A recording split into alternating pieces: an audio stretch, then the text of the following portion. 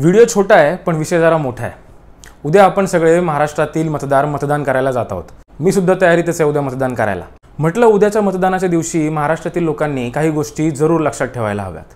अनेक काका, मामा, साहेब, मोठे नेते, आमचे दादा, आमचे बंधू, आमचे भाई असे अनेकांचे पोस्टर लागलेत आणि काही झालं तरी यांनी आमच्यासाठी गेली 15 वर्ष, 5 वर्ष, 20 वर्ष आणि आमच्यासारख्या वॉर्डांमध्ये तर कमीत कमी 35 ते 40 वर्ष एका माणसाने राज्य केले आणि अशा माणसांनाच आम्ही मतदान देणार, कारण त्यांनी आम्हाला पिढ्यानपिढ्या सहकार्य केले आणि आमचे तेच भाग्यविधाते आहेत। हे अशा आशयाची अनेक पोस्ट फिरत आहेत। त्यामुळे म्हटलं की या अशा काका मामांच्या मतदारांना आणि एकूणच सर्व महाराष्ट्रातील मतदारांना काही गोष्टींची आठवण करून द्यावी। या महाराष्ट्राने आठवला पाहिजे तो काळ जेव्हा 2019च्या इलेक्शन नंतर सगळ्यात पहिल्यांदा राजकीय व्याभिचार झाला। आता तुम्हाला वाटलं असेल मी म्हणणार आहे की मविया झाली, शिवसेना आणि काँग्रेस राष्ट्रवादीची युती झाली आणि हा झाला राजकीय व्याभिचार। नाही, शिवसेना आणि भाजपचं काय ठरलं होतं हे त्यांना माहिती, पण सगळ्यात पहिला शपथविधी झाला तो पहाटेचा। कोणी केला हे तुम्हाला माहिती। त्यामुळे माझ्या दृष्टीने सगळ्यात पहिला महाराष्ट्राच्या मतदारांशी झालेला व्याभिचार होता तो हा। त्यानंतर सुरू झाला महाराष्ट्रामध्ये मवियाचा काळ आणि मवियाच्या काळाला ग्रासलं होतं कोरोनाने। याच कोरोनामध्ये भारतीय शासन म्हणजे केंद्र शासनाने महाराष्ट्रावर काय दुजाभाव केला हा तुम्हाला सगळ्यांना माहिती आहे। नसेल माहीत तर अनेक व्हिडिओ उपलब्ध आहेत, नक्की पहा। याच कोरोना काळात ज्या वेळेला सर्वत्र हाहाकार माजला होता त्याच काळामध्ये महाराष्ट्रामध्ये देवळं उघडा म्हणून आंदोलनं झाली। म्हणजे ज्या वेळेला सर्व पेशंट्स आणि लोक डॉक्टरांमध्ये देव पाहत होती त्यावेळेलाही काही लोकांना मंदिरातल्या दगडांमध्ये देव शोधण्यामध्ये इंटरेस्ट होता। तिथे आहे देखील, पण तो सुद्धा म्हणला असता अरे बाबांनो बाहेर थांबा, आत येऊ नका, कदाचित तुमच्यामुळे मला कोरोना होईल। पण त्यांना अशा काही महाभागांना तेव्हा देखील मंदिरं ओपन करायची होती। हाच कोरोनाचा काळ ज्यावेळेला आपण घरात होतो त्यावेळेला टीव्हीवर 2 अशा बातम्या संपूर्ण भारतात दाखवल्या गेल्या ज्याने महाराष्ट्राची बदनामी ही न भूतो न भविष्यती अशी झाली। एक होती सुशांत सिंग राजपूतची केस आणि दुसरं होतं आर्यन खान ड्रग केस प्रकरण। ह्या दोन्ही केस तुम्ही चांगल्या लक्षात ठेवा उद्या मतदान करताना, कारण ह्या त्याच केस होत्या याच्यामध्ये इन्व्हॉल्व असणाऱ्या सर्व मोठ्या अधिकाऱ्यांना, सेलिब्रिटीजना, म्हणजे जे त्यांच्या बाजूने बोलत होते अशांना नुकत्याच झालेल्या लोकसभेच्या इलेक्शनच्या वेळी तिकीटं देण्यात आली होती। बिहारचे DGP असतील, कंगना रनौत असतील आणि कंगना रनौत मॅडम तर ह्या स्वतः आता खासदार देखील झाल्यात, महाराष्ट्रात प्रचारालाही येऊन गेल्या, त्याच ज्या मुंबईला POK म्हणाल्या होत्या। दुसरी केस जी म्हणतोय मी ती आर्यन खानची ड्रग्स केस।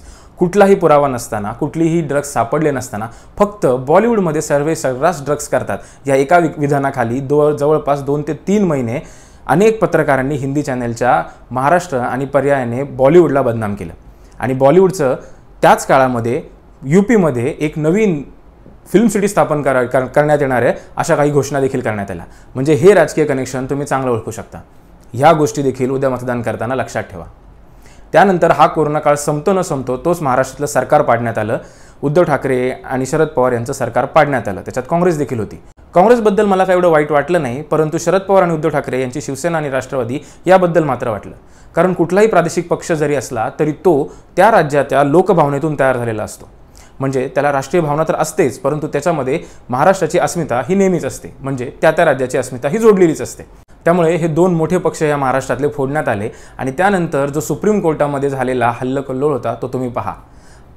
सुप्रीम कोर्टाचे सरन्यायाधीश हे रिटायर होऊन गेले आणि तरी देखील महाराष्ट्राबद्दलचा निकाल लागला नाही। याच्यात महाराष्ट्राने ओळखायला पाहिजे की महाराष्ट्रावर अन्याय नक्की कोण करते। दुसरीकडे इलेक्शन कमिशन ज्याच्याकडे अशी जबाबदारी होती, जे आता उद्या आपले इलेक्शन घेणार आहेत, उद्या आपलं इलेक्शन कंडक्ट करणार आहेत, यांच्याकडे अशी जबाबदारी होती की नक्की पारदर्शकपणे निर्णय द्यायचे। त्यांनी काय निर्णय दिले तुम्हाला माहितीच आहे। पक्ष आणि चिन्ह ह्या दोन्ही गोष्टी जे फुटून गेले त्यांना देण्यात आल्या आणि इतक्या सोयीस्कररीत्या लोकसभेच्या इलेक्शनमध्ये देखील त्यांना सहकार्य करण्यात आलं आणि उद्या ते देखील होईल याची चिन्ह देखील आहेत। काही जण अजूनही आहेत की ज्यांना वाटतं की जुनं चिन्ह तेच आहे। त्यामुळे आपल्याला ही गोष्ट नीट लक्षात ठेवली पाहिजे की गेल्या 2.5 वर्षामध्ये महाराष्ट्रावर काय अन्याय झालेत। म्हणूनच मुद्दा म्हणून म्हणलं महाराष्ट्र राज्य नाही, महाराष्ट्र देशा, कारण महाराष्ट्र हा एक राज्य होण्याच्या आधीच एक महाराष्ट्र देश होता आपल्या छत्रपतींच्या काळापासूनच। कारण देश हा इंग्लिशमध्ये असं म्हणतात की what is a nation? Nation is a land of people having equal aspirations, म्हणजे त्यांच्या ज्या इच्छा आकांक्षा असतात ह्या समान असतात, त्यांना एक वाटतं आणि तेच जर आपल्या महाराष्ट्राबद्दल आपल्याला वाटत असेल तर उद्या जाऊन नक्की मतदान करा। महाराष्ट्रातल्या अर्थव्यवस्थेबद्दल तर काय बोलायचं, एका व्यापारासाठी चाललेले अनेक निर्णय काय आहेत आणि त्याने महाराष्ट्राचं किती नुकसान होणार आहे हे मी व्हिडिओमध्ये सांगितलं आहे। तुम्ही आय बटनमध्ये किंवा खाली डिस्क्रिप्शनमध्ये तो व्हिडिओ असेल तर नक्की बघू शकता। त्यामुळे ह्या अशा घटना घडत असताना आणि ह्या रेग्युलर कोणीही त्याला अपोज न करता, म्हणजे सरकारी कुठलाही त्याला अपोज होत नाही, कुठलीही न्यायसंस्था असू दे किंवा कुठलीही सरकारी यंत्रणा असू दे, त्याला काहीच वापर करत नाही, काहीच त्याला अपोज करत नाही, असं सगळं होत असताना हा महाराष्ट्र चालला आहे. त्यामुळे आता हा महाराष्ट्र कोणाच्या हातात द्यायचा हे तुम्हीच ठरवा. काही बिनशर्ट पाठिंबा देणारे अनेक जण म्हणतात की माझ्या हातात द्या, माझ्या हातात द्या, पण त्यांचाही डाव नक्की ओळखा.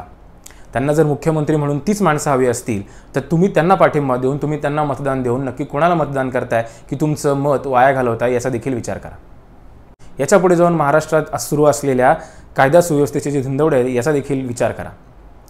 बालिकांवर झालेले रेप्स, महाराष्ट्रात पसरवला जाणारा विद्वेष, मी मस्जिदमध्ये घुसेन, मी याच्यात करेल, मी असे कापू, आम्ही हे कापू ते कापू, असे वल्गना करणाऱ्यांना कोण पुढे आणतंय आणि महाराष्ट्राचा देशभरामध्ये काय नावलौकिक पसरतोय याचा देखील विचार करा. राज्यपाल सारख्या व्यक्ती ज्या एका संविधानिक पोस्टवर बसल्या आहेत त्यांनी आपल्या हुतात्म्यांचा केलेला अपमान तो देखील लक्षात ठेवा. आणि हे सगळं आठवल्यानंतर डोळे बंद करून फक्त विचार करा की छत्रपती शिवाजी महाराजांनी अशा वेळेस काय निवडलं असतं आणि बिनधास्त मतदानाला जा. कोणालाही घाबरू नका आणि सर्वात मुख्यत्वे करून विकास कामासाठी आम्हाला मतदान करा, यासारख्या भूलथापांना बळी पडू नका. 70 वर्षापूर्वी देखील जेव्हा भारत तयार झाला तेव्हापासून जो विकास चालला आहे तो आजपर्यंत चालू आहे, कंटिन्यू चालणार आहे. आणि रस्ते, रोड हे जर विकास असेल तर रस्ते आणि रोड बांधायची सुरुवात मानवाने अश्मयुगीन काळापासून केली आहे. मग तेव्हापासून आपण विकासच करतोय. मग ही एक निरंतर प्रक्रिया आहे. त्यामुळे आज महाराष्ट्र ह्या उंबरठ्यावर उभा आहे की विकास निवडायचा आहे, तोही पोकळ, बोगस, खोटा खोटा कागदोपत्री, की महाराष्ट्राला महाराष्ट्र म्हणून पुढे न्यायचे. शेवटी मतदार हा राजा असतो. तुम्हाला ज्यांना कोणाला मतदान करायचे त्यांना मतदान नक्की करा. फक्त उद्या मतदानाला नक्की जा. हा व्हिडिओ उद्यापर्यंत जास्तीत जास्त लोकांपर्यंत शेअर करा, जेणेकरून महाराष्ट्रातील मतदार जागे होतील आणि मतदानाला पुढे येतील. व्हिडिओ आवडला असेल तर लाईक करा, चॅनल सबस्क्राईब करा. धन्यवाद. जय महाराष्ट्र.